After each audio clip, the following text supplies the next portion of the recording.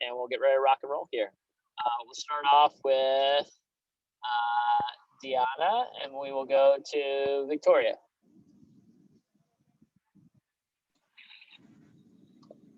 What's hot? Well, my friend was sick and she had to go home, but her test for COVID was negative, so that's good.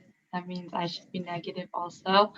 And what I appreciate being here. I also appreciate having Mike's guidance. And we had like a little retreat this weekend over Zoom. It was really cool to see all like behind the scenes stuff. Yep, awesome. Let's go to Victoria, and then we'll go to Leah.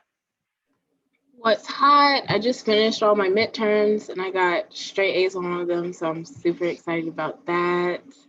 And I appreciate autism awareness groups. My little brother's autistic, and we had one like last night, and it seemed like everybody was understanding a little better. So, all right, there you go. Let's go to Leah, and we'll go to Kaylin.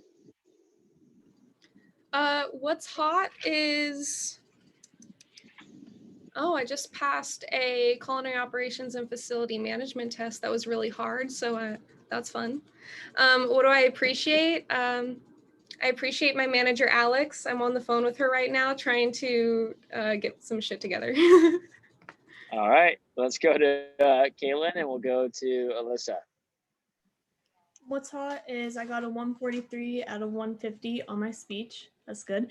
And I appreciate... You're trained. Yep.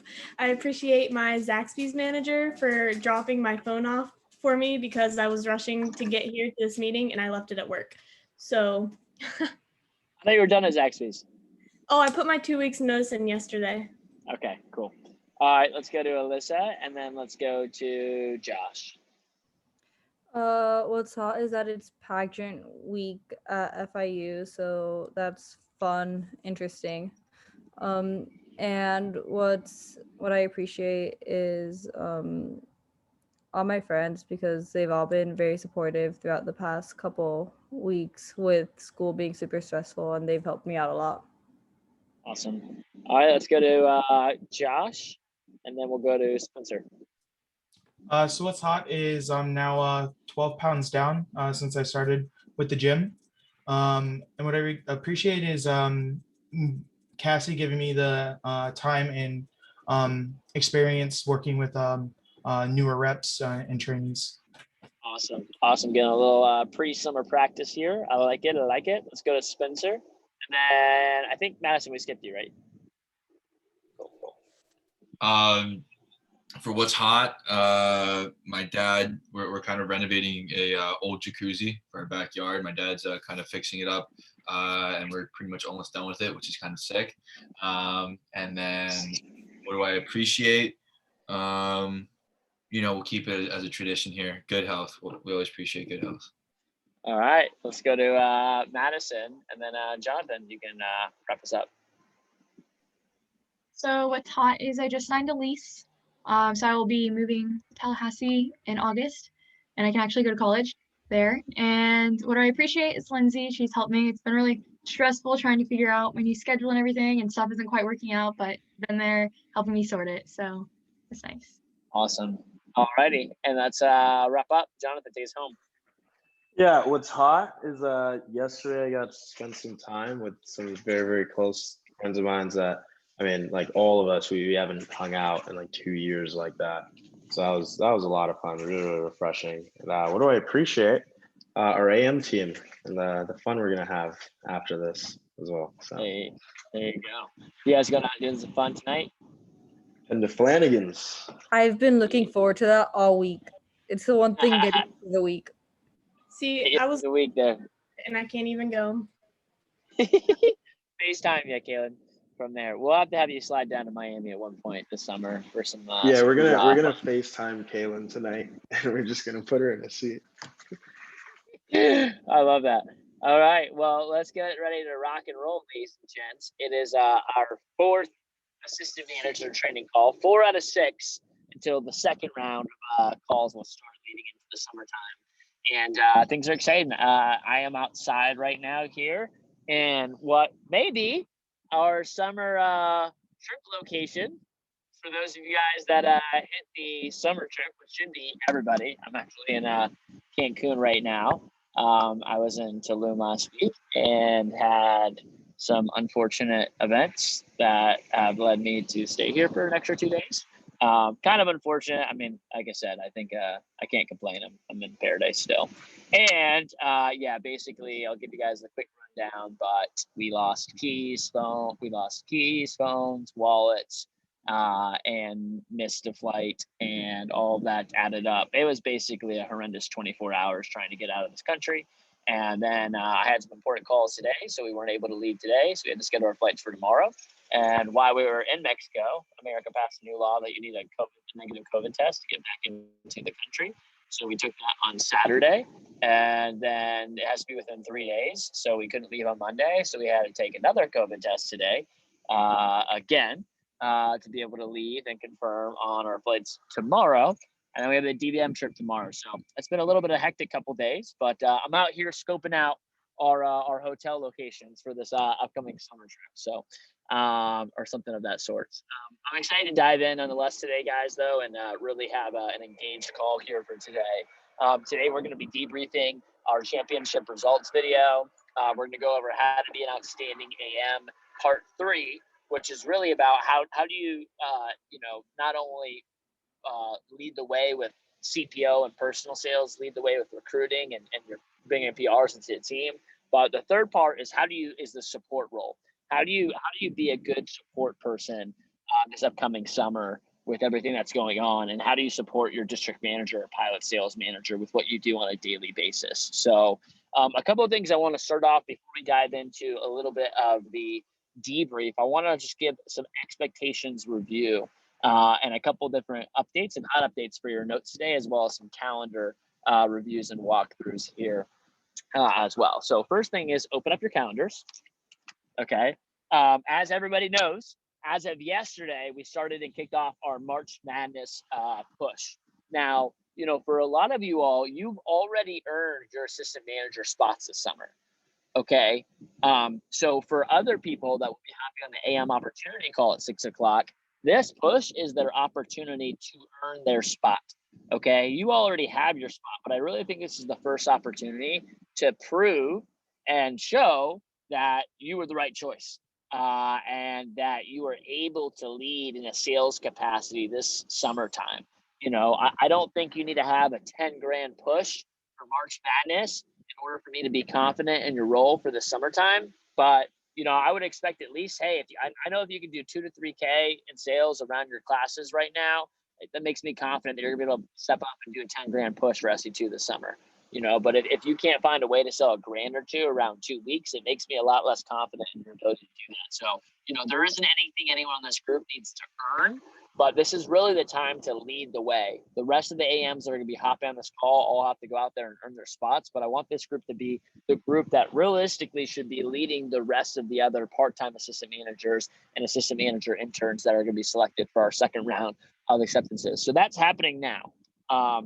As of the week of the 15th, we will do our final round of acceptances. We'll have our final and 6 full-time assistant manager training call on the 16th. And then we will start our joint calls with the Florida Caribbean division with all our respective part-time assistant managers, our AMIs, and our full-time lead assistant managers as we go into the summer of 2021. Like I said, for most of you all, our division kill meeting will take place in the end of or mid-March, 19th, 20th, and 21st. That's for our BMs and DMs. And after that, the next 2 weeks, I will be in cat mode, which means I will have 20 different one-on-ones with managers that will all last several hours long. So just so you all know too, a lot of my schedule over the next couple of weeks is pretty consumed with getting our summer branches and districts set up for the summertime. And if you're in the pilot office as an assistant manager, we'll be having our one-on-one assistant manager cap sessions towards the end of this month before we go in and lead to the summertime. As a reminder, we have our summer kickoff event, which will take place on April 10th, and our assistant manager day, which will take place on the 11th of April. On the second day, on that Sunday. So we have a Saturday summer kickoff, and then we'll have the 11th will be our assistant manager planning and training day. And then it's pretty much summertime. Summer kickoff is really the kickoff of the summertime. And as everyone knows, we talked about it a little bit last week, but everyone should be working pretty hard on talking to the professors, getting out of their finals, and seeing what they can do to lighten their school load so they're able to have some capacity of being involved in the early stages in April. Even if it's not a full-blown involved, like you might not be completely out of everything, but really lightening the load with the heavy course loads or exams that you might have coming up here in the future. So that's some calendar reminders. Any questions, by the way, from anyone in this group on calendar or anything like that, or flow between now and summer? Cool. Anyone have some hot updates on anything that they've done with either meeting with professors, whether it's just kind of building a relationship right now or starting the conversation of getting out of finals early?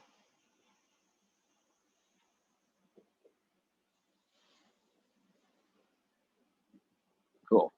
If you haven't done that yet, so if you haven't met with any of your professors yet, you got to make sure that's on your agenda to do this week or next week at the latest. Again, not necessarily having the conversation of getting out of finals yet, unless it's a really easy professor and you think you could have that conversation right away, but at least starting to have the one-on-ones with your professors and build the relationships like we talked about last call, which is recorded if you want to go back and listen to the steps that I walked you all through. But it's really about, number one, is just sitting down with the professors, building the relationship, and talking to them a little bit about the summer opportunity that you have in front of you to get them on your side, to warm them up for when you sit down with them. Again, this is one of those proper planning things, goes a really, really long way with executing this for the actual summertime too. So I also want to give some just expectation reviews again on a couple of things. So I'd write some of this stuff down in your notes. Some of this stuff will be review. Some of this stuff will be maybe some new updates for some of you all. But I want to give a couple quick expectations. Again, remind you all of the workload that is expected this summer. Again, I think someone just mentioned about, hey, schedule being a little bit crazy right now. I do want to keep in mind the schedule that everybody will have, no matter what office you're in. If you've been involved in the fall and spring, the summer is a lot more regimented. Meaning the summer is a lot more of a pretty consistent, like everyone's going to get in a good flow, especially when you don't have classes. You'll know when your stuff is, when your stuff is not. Everyone will have days and time that they have off. Everyone will have days and time to do selling. Everyone will have days and time where they're doing specific office functions inside of the actual office. And your managers will be able to review that with you a little bit later. But as far as, again, workload goes, typically the flow of the summer is it's very, very, I'll show you guys, I'll do this chart one more time just so everyone can see it. Okay. But again, we've got, time as time goes on, and you have your income, which looks kind of like this, and you have the workload, which looks kind of like this. Okay. This time is typically right around, this is like SE2. Okay. Is usually right around here, or I'd say mid-June, right? So again, a lot of the workload is coming at the beginning of the summer where workload is high and pay is typically low. And as you continue and increase, that pay goes up significantly and the office workload goes down. Now, the other things to factor into this is that if we really do what we're expected to do, if we bring the summer forward the way we want to bring the summer forward this summer, pay is not low. I think our expectation in the pilot is that we're shipping 50, 60, 70 grand weeks in May. If we accomplish that goal, pay will not be low in May. Second thing to take voice is my expectation is that everyone is selling week 1 of summer. This is not hey, warm your way up into selling and being an assistant manager. The expectation is the first week of the summer, everyone is at a minimum of $1,000 in sales for that week. Again, we talked about the expectations of selling as an assistant manager, which really just looks like, hey, being on the newsletter each week, selling $1,000 minimum, and then stepping up for the pushes. Having a minimum of a 5 to 10K push for SC1 and having a minimum of a 10K push for SC2. That's a 30K summer, by the way. $1,000 a week, 5K SC1, 10K SC2. That's a 30K summer. That's for the busy assistant managers, the ones that are a little bit more involved in the office. For some of you all that are a little bit more on the part-time scale of things or not as much workload in the office, you have more time to sell. So thinking about a 40, 50, or 60K summer is something that's going to be kind of where your head's going to want to be at going into the actual summertime. But again, week 1 of the summertime, so you can also have this in your schedule, is the last week of April, the first week of May. So summer starts April 27th. That is the first official day of the summer campaign. Okay. That also, to kick off the summer, we're going to have a couple different things, but there's going to be a 3-week national push to kick off that summertime. Okay. So again, this is why I just stress so hard going forward with March Madness, making sure that you have some selling momentum, and it hasn't been 4 months since you sold, and now you're trying to sell the first week of the summer. The expectations that people are going to be, there's not going to be a, oh, well, I need to warm up for a couple of weeks, Andrew, before I can start selling and meeting the requirements to be an assistant manager. That's what we have April for. That's what we have March Madness for. That's what the spring is for, is to do whatever you need to do to warm up your leads, to get to a place where you can be selling on a consistent basis. But summer starts, opening day for summer is April 27th. That will be the first week of the summer, the Kickoff summer. Couple other things that I want to remind you all of. Hey, the expectations is that, you know, if you're an assistant manager, you're making at least 10 grand this summer. Again, if you don't make 10 grand, it just means something on one end, that like someone's end of the bargain wasn't held up. It means you didn't sell. It means you were probably a part-time assistant manager and you also didn't sell for the summertime. That's typically what that means. And again, that's the expectations. Everyone should be making at least 10 grand in income for the summertime, with a lot of you making a whole lot more than that, ideally. You know, my other expectations, a couple of different things, is for pay and withholdings. Okay, every single summer, this is what I've done for years. But if you're an assistant manager in the division, 100% of your assistant manager pay will be put into withholdings this summer. Now, that's how it will work. If you're ever in a spot, withholdings you always have access to. Okay, so if you ever need to pull money out of withholdings for some reason, you can do that. It's still your money. You have access to it. But 100% of AM pay will go into withholdings during the summertime. Now, your income pay from your selling, you can do with as you please. A lot of our assistant managers will still put up a selling withholdings, and they'll save another 30%, 40% of their selling withholdings when they're making a lot of money from that. But your selling income should be used to pay off your bills, should be used to cover any type of expenses that you have. The office income should be almost like a little savings account that's getting added to all summer long. And the reality is that my objective for all of you all is to have 10 to 15K in withholdings by the end of the summertime. Okay. My objective is that you guys are the top branch manager candidates in the division. And that's part of it, is making sure you come out of the summer with 10 to 15 grand already saved and tucked away, not including all the other extra income that you made this summer that's already in your bank account. You know, that really is my objective, is that everyone has 10 to 15 grand in savings coming out of the summertime too. So just know that that's one of the setups here. Another expectation, I wouldn't even say expectation. Really, let me put it this way, okay? Not expectation, but I want to let you all know that my objective, okay, the number one reason why we choose you for this role during the summertime is so that you can train and you can be one of the best branch manager candidates coming out of the summertime. Okay, so one of the things that will happen is during the summertime at SC2, Scott Dennis usually sends out an email. And he'll send out an email to all the managers, and he'll say, hey, by the way, managers, if you have any lead or key assistant managers that are already in a place where they feel confident enough to submit a letter of intent at SC2, have them go ahead and write that, and they can submit that SC2, and we'll recognize them in front of the entire region for assistant managers that are already able to make that commitment. You know, and so I just want to let you all know that my objective is that you are submitting a letter of intent for branch at SC2. Now, that is not a requirement. That's not even an expectation. Okay, so it's not a requirement. It's not an expectation that you do that. But my objective for me is that you want to do that you're in a place where you have confidence and you have the desire to do that for yourself at that point in time.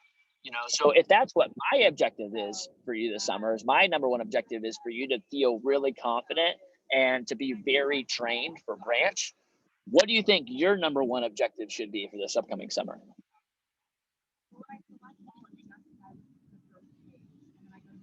So that should be one of them. But what's be the number one objective of being an assistant manager for the summertime? Become a branch eventually. Is well, not necessarily to become a branch, but it's to train for branch. Okay, and this is what I mean of like, hey, regardless of whether you end up branching or not, that's a personal decision of yours. Okay, but my objective is that you are trained to be able to branch. The way that you have a great summer this summer is that you are focused on next summer. Does that make sense to everyone? Regardless of whether you're even here next summer. The way that you have a good summer, a great and impactful summer this summer is that you do everything with the perspective of training for the following summer. Okay, that is how you really get the most out of this experience. And that's what I would be intentional about is everything you're doing this summer is training for the next summer, is training for branch. And you will go in, not only will you have a more fun, a more enjoyable summer, but you will show up better as a leader and you will be in a position of higher expertise, of higher training, if going branch is something that you want to do and you desire to do. If you decide to submit a letter of intent at SC2, if you decide to become a branch manager in the summer, you are the highest trained person to be able to do that, and you should have a lot of confidence. I also know that, again, it's the same thing we tell our branches. Hey, branches, run your office as if you're going to be a district manager. Train as if you're training for branch number 2. That's how you have a lot of success, is your focus on not this summer, but the following summer and your vision for next year.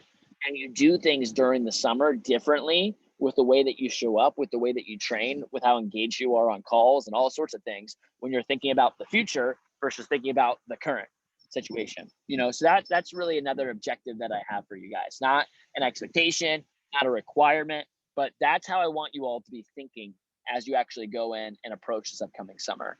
The last few things just as reminders for expectations and things like that as we go into the actual summertime to be thinking about. It's just a recap of what Tasa just said in last week's call, which is just sales performance. And realistically, the numbers are, a 30K. My expectation is that as an AM, you're leading the way with sales, which again looks like a 5K, 10K SE1 performance, a 10K plus SE2 performance, and selling $1,000 a week around or outside of that. That's a 30K summer performance. Okay, so my expectation is that every assistant manager in the division is selling at least 30K for the summertime.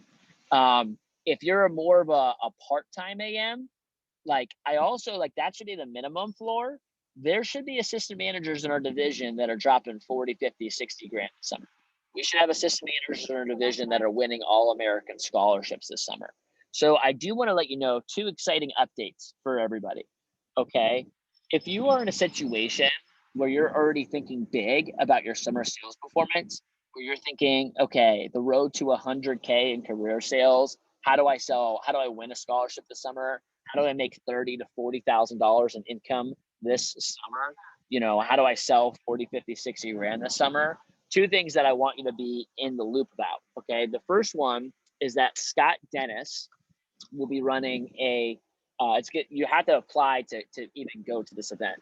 But in April, probably about a week before summer starts, Scott will host a All-American championship call, which will basically be a call for anyone that's looking to sell 40K or more for the summertime. They could be assistant managers, they could be CSP candidates, they could technically be new reps that we have approved to go to this meeting. But this is really only for serious people that are serious about, selling 40, 50, 60 grand for the summertime. This is going to be an exclusive meeting that will be hosted just for those people about really how to coach you guys on. It's probably going to be read by Scott Dennis and Andy Gianti. Okay. So those 2 people will be kind of sitting up and running a 2 or 3 hour call just for that exclusive group going into the summertime. So it's not going to make sense for every assistant manager to be on that call. But if you're thinking big for the summer, you want to be on that call. The second thing is that Eli De La Suevas is our divisional development leader. And one of the things that he'll be doing this summer, a lot of our CSPs, once you get to 150K in career sales, you can start to apply for mentorship with a CSP, which is what a lot of our CSPs do. So, you'll give up 5% of your sales performance or your commission to get coaching. And this is what pretty much every person over 150K in sales does until they usually get to 300 or 400K in career sales. Is what really helps a lot of our people. The thing is, you're not eligible to coach with the CSP until you're at 150K in career sales to begin with.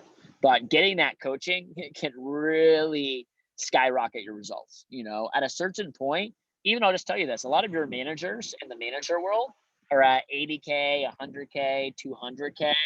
You know, so as much as they're going to tell you a lot about selling Cutco, once you get to that level and you're already at 150K in career sales, getting some outside leadership from someone that's in a CSP type role can be really beneficial and helpful. The challenge is that a lot of times people struggle from that 20K to that 150K zone is where a lot of people kind of get lost in the mix of things, right? And so one of the things we're doing to bridge that gap this summer is Eddie, as the divisional development leader, not only will be coaching our branch team, but he's going to coach and select 10 people to coach this summer. Okay, so there'll be a cap on 10 of them. Some of them might be some AM, some of them will be reps that will start the job this summertime, but to coach them on an FSM coaching role. So you have to be over 20K in sales to be considered.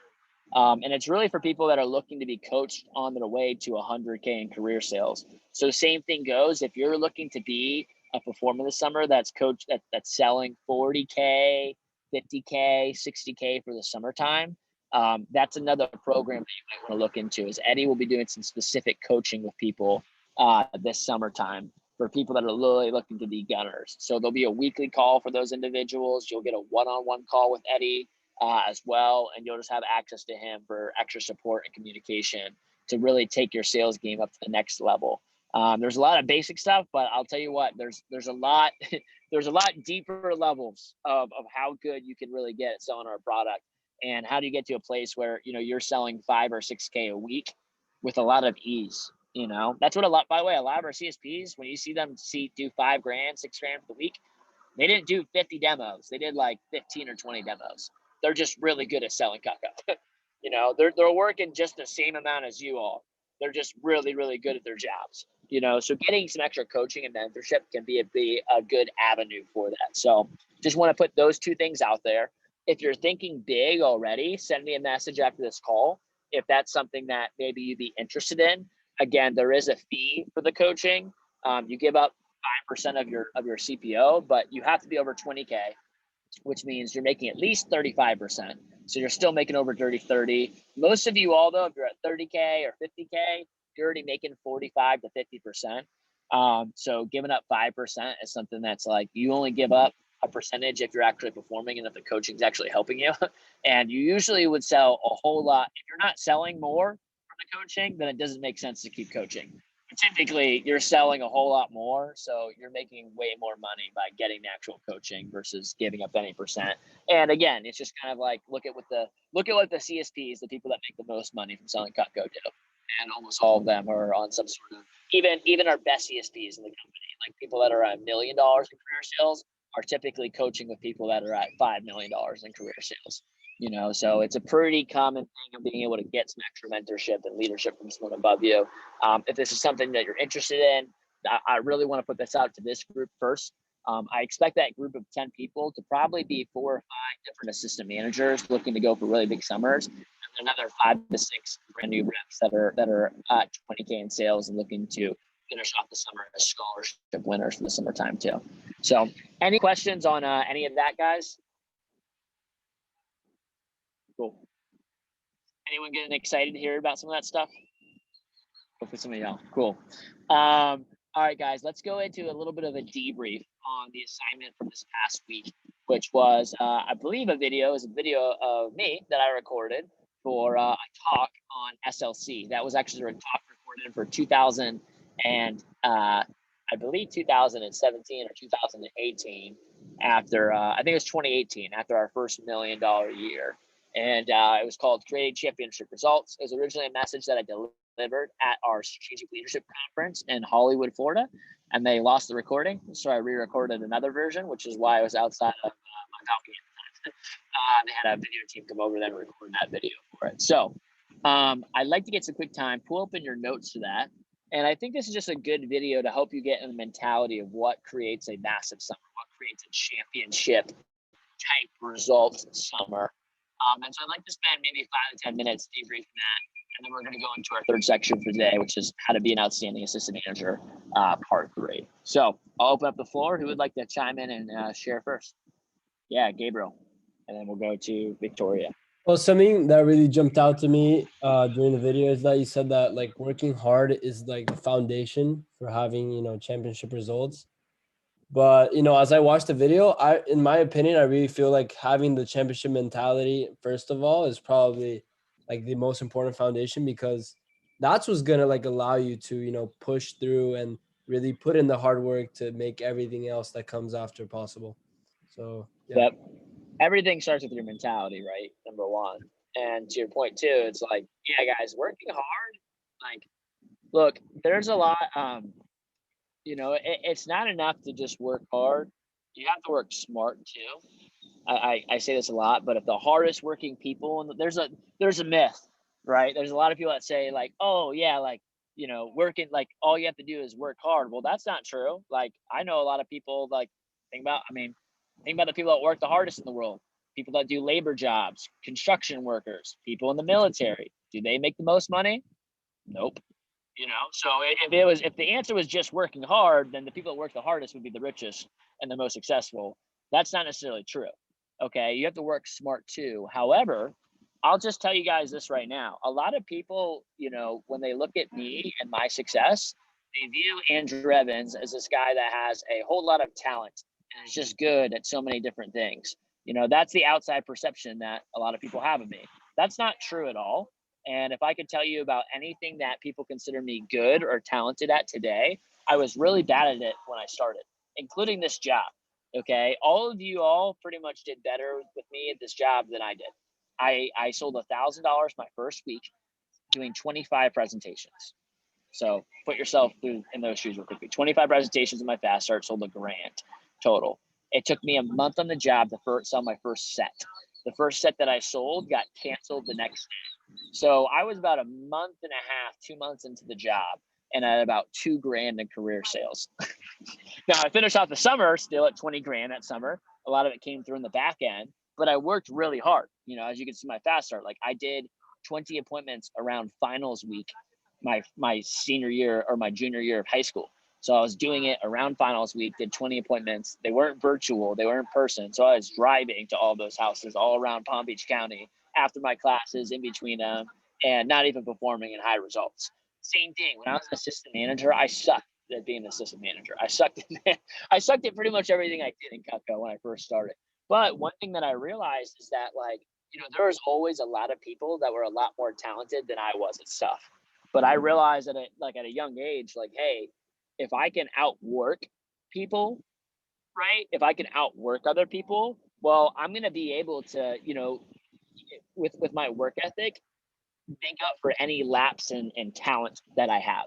If someone's more talented than me, but I outwork them, I'm going to be able to perform just as good as them. And eventually what's going to happen is that if I'm consistently putting in more work and more energy and more emphasis than other people, and at a certain point, my talent level and my skill level is going to exceed theirs. And then I'm going to be unstoppable because I can work harder than them and I have more skills than them in those areas, and that's just one thing I think is like, hey, if you're anything that you lack skill in, you can make up for it in work ethic, So, and I want to say, like, it's not just important, like, just work hard and don't do anything else. You got to work smart too. You can do a ton of demos, but if you're not thinking about getting better at them, like, you got to work hard at improving your skills, right? But work ethic is a really big foundation for that, and you got to have the right mentality, going into it. To your point, Gabriel, there's a quote from Will Smith that I've shared a lot too. He's like, the one thing I'm most confident about is being able to die on the treadmill. And what that kind of means is, like, he basically just talks about, it's like, hey, like, I might not be the fastest person, right? I might not be the best athlete in the world, but I know if I hop on a treadmill and there's someone next to me, like, that person will stop running before I will. I will die on the treadmill before they will. But I know that I have it inside me that I can just not stop. I might not be faster than them, I might be a better runner than them, but I will last longer than that person because I have more heart inside of here, more work ethic. I know that I have confidence in myself of being able to deliver that end result. And Will Smith is someone that, you consider very talented, really one of the most talented actors ever, in my opinion. So Thanks for chiming in, Gabriel. Let me go to Victoria. I wanted to mention how you said we don't need motivation, we need commitment. Like, it's not the days that you wake up and you're super excited to make the calls and do the training. It's about the days that you don't want to do anything, but you still put in 100% of your effort in doing them. Those are the days that are really important. Yeah, it's the days that you don't want to go to the gym that are the most important, right? To actually show up and go to the gym. That's like what really builds the character. Easy to do things when you're motivated. And I think it's important too, because you guys will have, like, summer's long. It's not that long, but it feels long. And there's gonna be ebbs and flows. There's gonna be some weeks where you're like, oh my gosh, I love my job. This is the most amazing thing ever. I love being an AM. I love our team. And there's gonna be other weeks where you're like, F this. I don't want to do anything. I don't want to make calls today. I effing hate this team. Like screw you, Jonathan and Andrew. Like, that's how you'll feel some days, and it's important that, like, what's most important is, like, not how you show up when you're motivated and it's easy. It's most important, like, how do you react and show up when that is how you feel, because you will feel that way at one point. It's just the reality of the situation. There's no way you can just be on a high for 4 months straight. You will have ups and downs throughout the process. It's most important. It's like, how do you react when you have the downs, right? Thanks for chiming in, Victoria. Let's get a couple other people to share. Let me go to Tasso, and I'll go to Madison. Yeah, two things I really, two big takeaways was don't quit, suffer now, and live the rest of your life as a champion.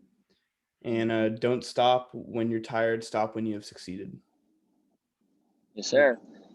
A lot of like work ethic things I think came through in that video too, which I'm glad that we watched it. Let's go to Madison. We'll go to Joshua. We already talked about it, but for sure, motivation versus commitment. And also another big thing was, like, championship, like, proactiveness. Like, productivity starts in the first week, so we really need to, like, start there. Like, if something's wrong later, you have to go back to the beginning, and that's where you'll see results. You adjust there. Yeah, a lot of people try to get rid of trees that are in the forest by chopping at the leaves in the trees. What I mean by that is, if you want to get rid of a tree, you got to go to the roots. You got to remove its roots. You got to go to the source of the problem. A lot of people, and especially in American culture, we like to treat symptoms of problems, right? Like, we like to try to put the Band-Aids on it or treat the symptoms. Like, the tree leaves are the symptoms. That's what you're trying to, like, oh, these tree leaves are growing too high, so let me cut down these leaves. They're just going to grow right back in just in different ways and forms. If you want to get rid of the tree, you got to go to the root. You got to go to the source, so fixing things about, like, hey, that's what we talked about culture at the beginning. The reps' first weekends on the job are the most important. That really sets the tone for the rest of their career. If you want reps to start calling in from demos, you got to make sure they're within their first demo or two that they do, the tone is set of what the expectations are.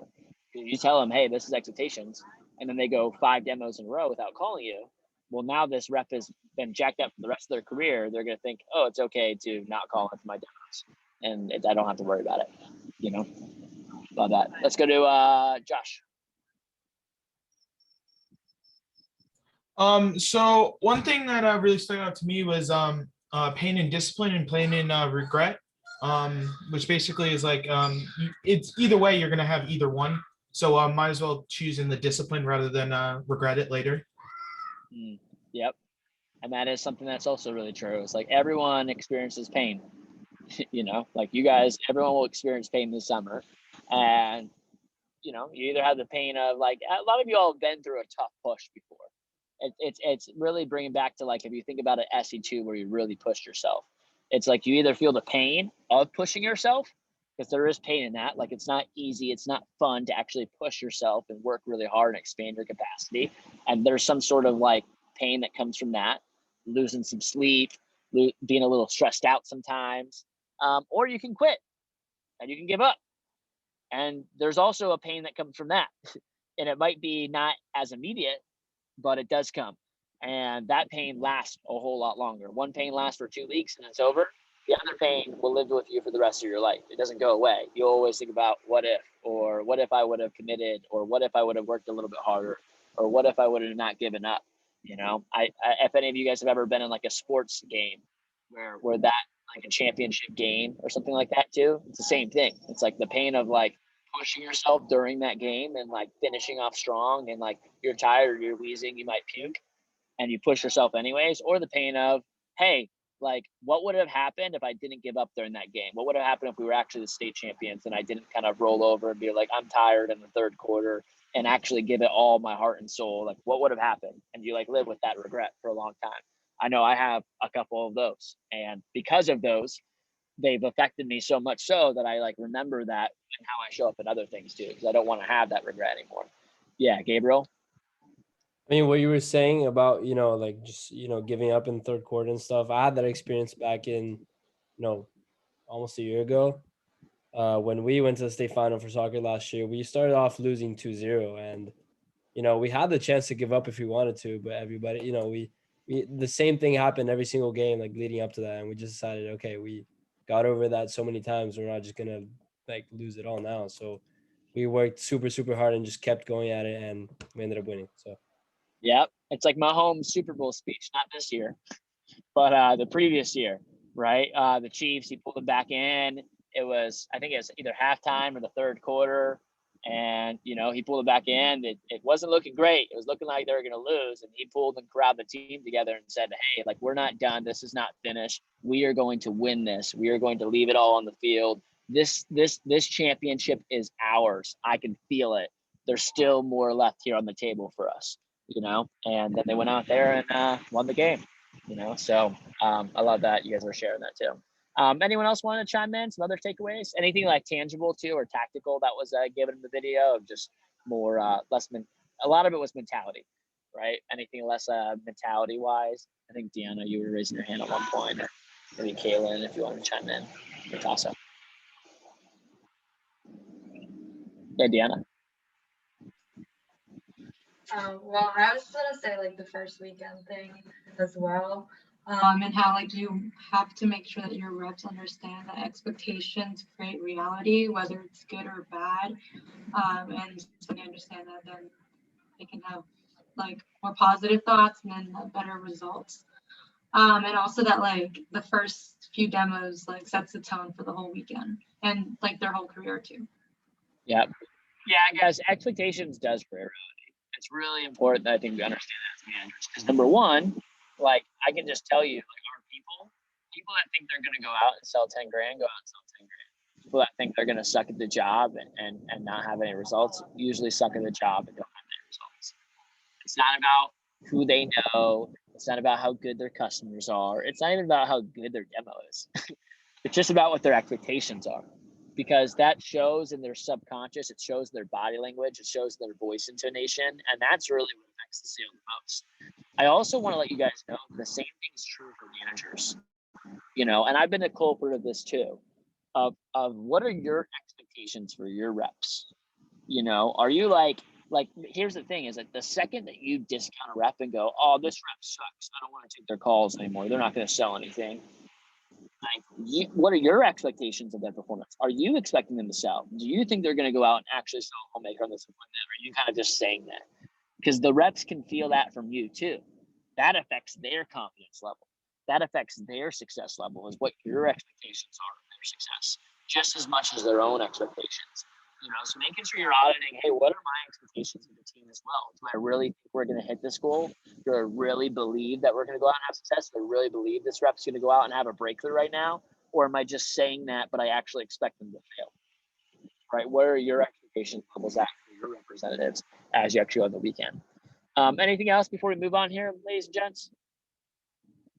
Cool.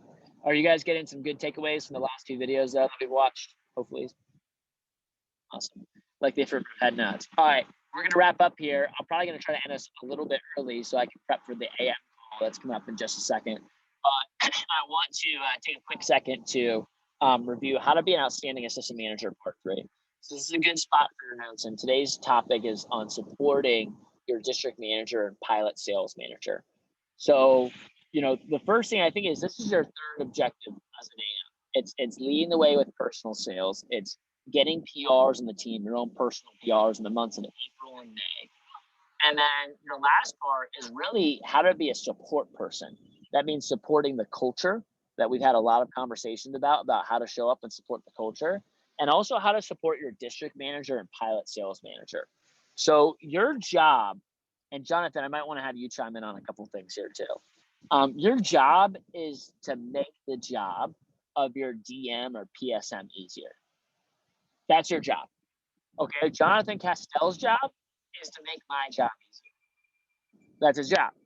Okay, because Jonathan knows if he lightens my schedule, if he lightens my load, it's going to put me in an area where I have more time to do things that are going to more positively impact the business.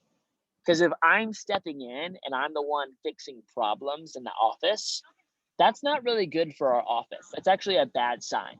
You know, like I told our assistant managers, like, hey, the less you see me, the better we're doing.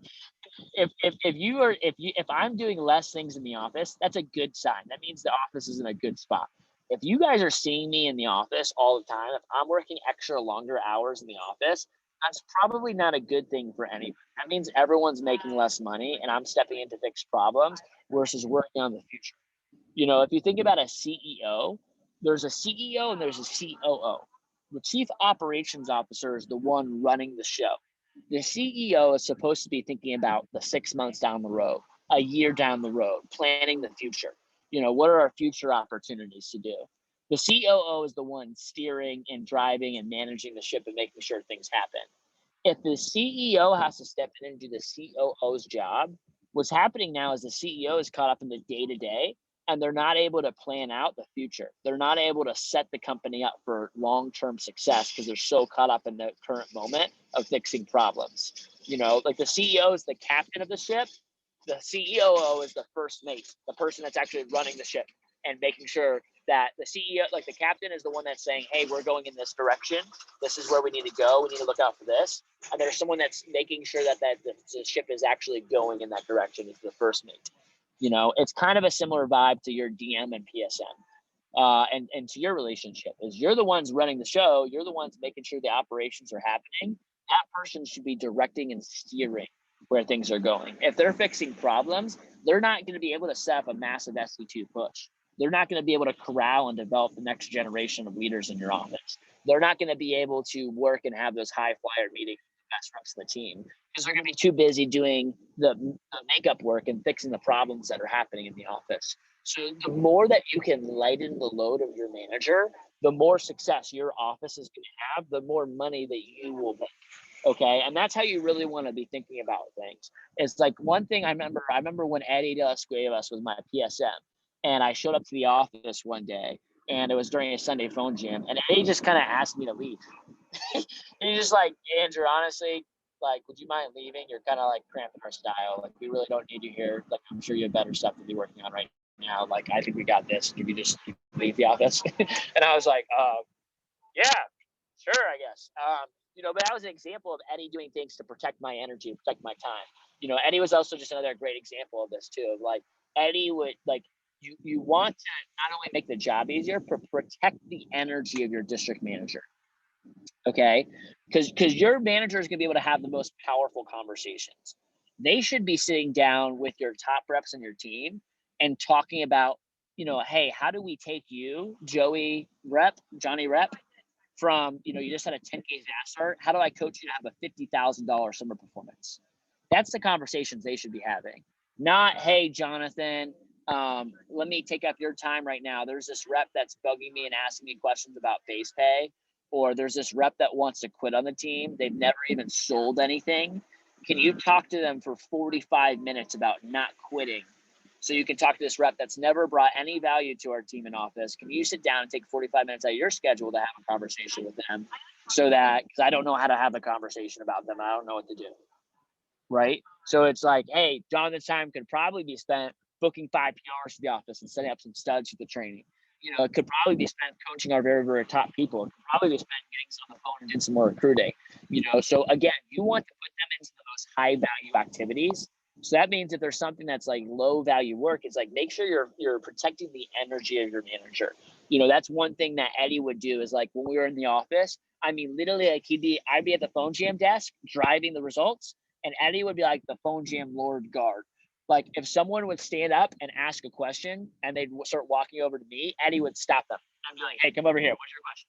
Like, no, Andrew does not, you don't even ask answer that question right now. Like, I'll answer your question. You know, it was almost like an energy protection, because if my time was being strung out answering the 30 questions from all the reps on the team, then I wasn't going to be able to impact and drive the phone jam the way that we needed to, and the office was going to suffer the results. Is this making sense to everybody? So I think really about how do you protect the energy of your manager, and I'd be looking for opportunities and ways to do that. Jonathan, do you have anything else to add in terms of just protecting time and energy of their respective manager, and just like tangible examples of things that they could do to do that? Yeah.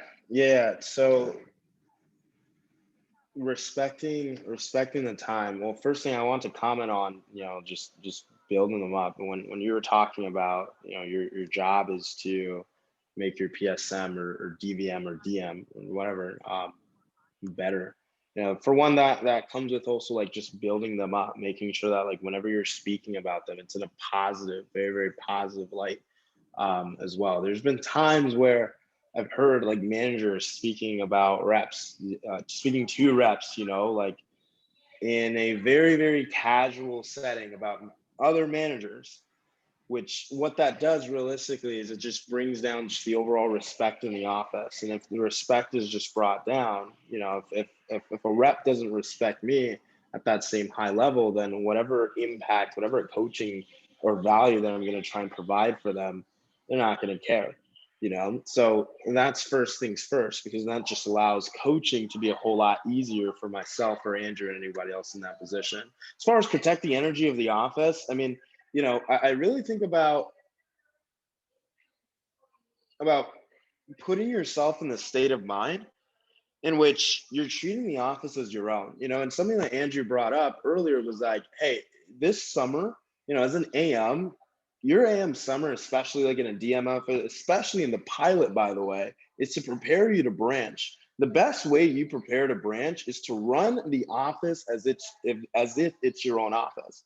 You know, what does that mean? That means that, hey, I'm going to be given 100% of my effort and results into coaching, into delivering a high quality value, into setting PRs, into doing whatever that you need to do realistically, whatever is necessary.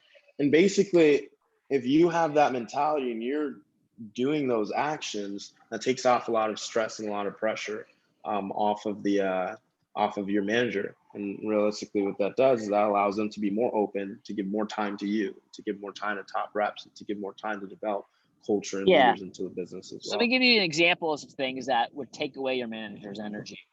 If they have to follow up with you and remind you of stuff constantly, that's taking away their energy. Like, again, if they have to, the first thing you can do to sit and protect your manager's energy is just do your job well and make sure you're following through. Like, be proactive. Hey, Jonathan, I know you were probably going to ask about this, so here's the update from this morning of what you told me to do. Versus, hey, Jonathan sending a message now at 9 o'clock as he's wrapping up, you know, coaching and calling through the whole entire team and asking you about your updates from earlier that you guys had a conversation about at 8 a.m. because he never heard from you. You know, being proactive with updates, messages. If there has to be like a lot, again, follow-ups or reminders, or hey, did you do this? Did you get this done? You know, did you call this person? Did you talk to this person yet? Hey, can I get an update for this? It's going to drag away that person's energy. The second thing I can tell you guys as assistant manager, there's going to be a lot of stuff that you might not know the perfect way to do things.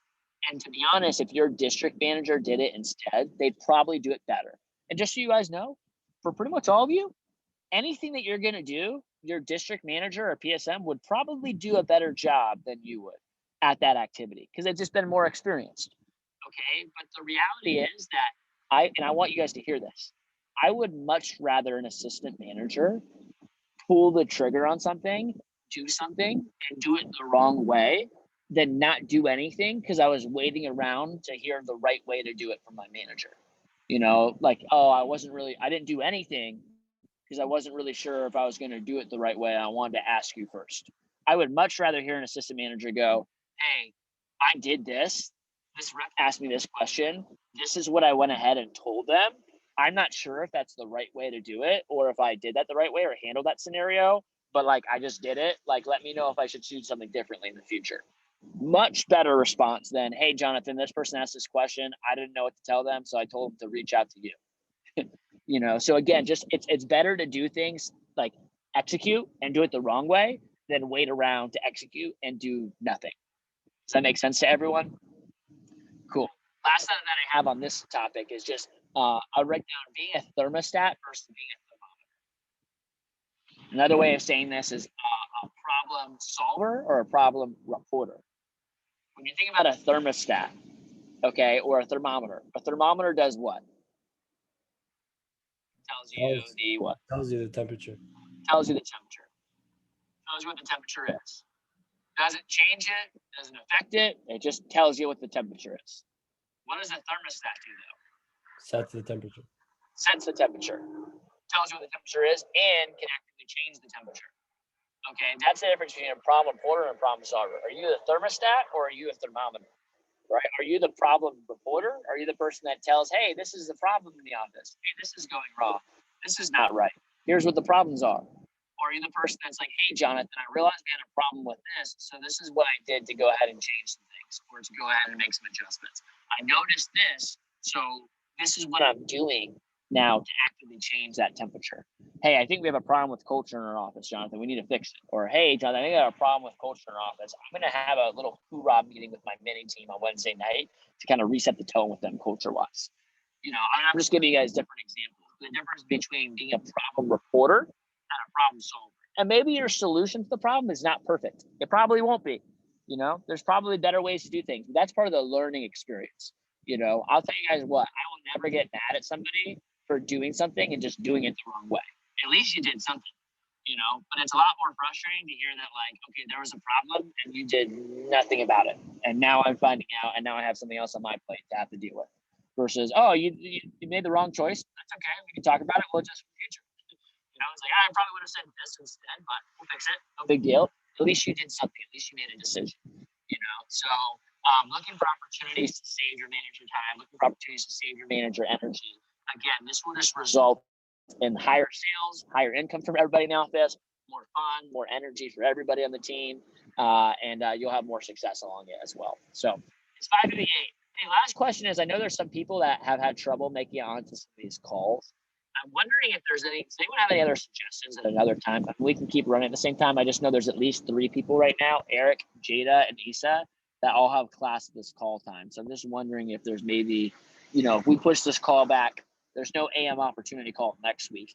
If we push the call back to 6 to 7 p.m., would people be able to make that time more? Or just raise your hand if you have a class conflict at 6 to 7 p.m. Okay, so everyone can do 6 to 7, just a lot of people couldn't do 7 to 8, correct? There's like at least 3 or 4 people that could not do 7 to 8. Yeah, Gabriel? I mean, I personally think 6 to 7 is even better than the time we have now. So cool. I don't like doing calls that late, but I would be open to doing it if we need to support people being able to make it on time for it too. So I will probably move next week to 6 to 7. And then Jonathan, maybe you'll do the pilot call 7 to 7:30 or 5:30 to 6 to adjust. Since I know you guys usually do that call from 6 to 7 p.m. All right, crew, it's 5:59 p.m. right now. I'm going to go ahead and wrap this up. Go ahead and post your biggest light bulbs into the AM chat. Let's make sure we're on points with assignments for next week. And again, I haven't done a check today just because of time-wise, but today is yesterday was the deadline for social media jumpstart benchmarks. So again, the number is to get to 500 by April 1st. Everyone should be at 250 as of now. So I'll be following up with your respective managers and make sure that you guys are at those respective numbers. And then the next assignment is on PBI for next week. We're talking about how to drive demos and results versus collect demos and results. So post your biggest light bulbs in the chat. If you want to stay on for the AM opportunity call, you're more than welcome to do so. And I'm not going to require anybody to be on that call. So if you don't want to be on that call, you don't have to be. If you'd like to join the rest of the group and be a leader in that group chat, feel free to do so. Outside of that, have a lovely day. We'll talk to y'all soon. See ya.